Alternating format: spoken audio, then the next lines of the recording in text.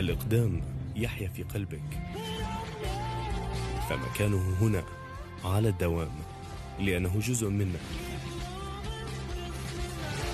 إنه سر كل ما أنجزناه وما بلغناه، وهو ما يدفعنا إلى أن نمضي قدما.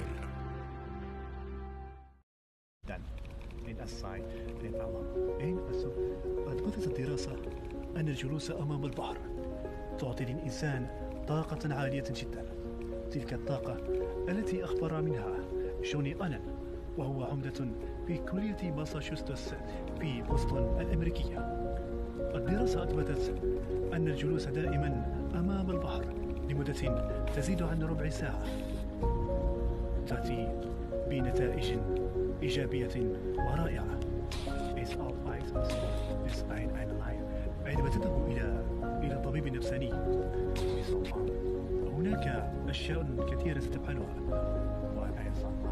مثلا ستدفع الثمن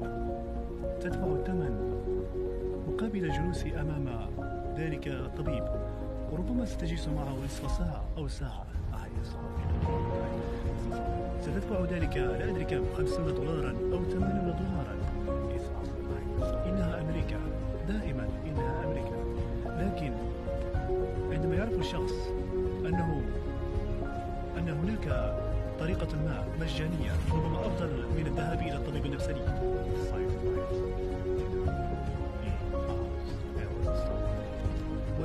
وسوف تجلس لمدة ربع ساعة. إنه شفاء مجاني.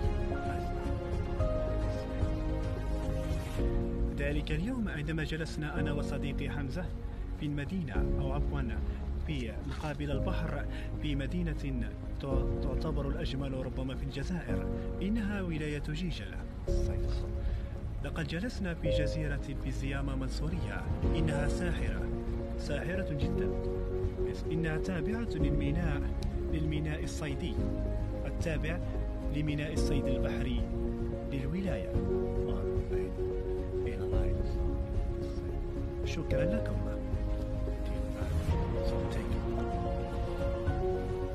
شكرا.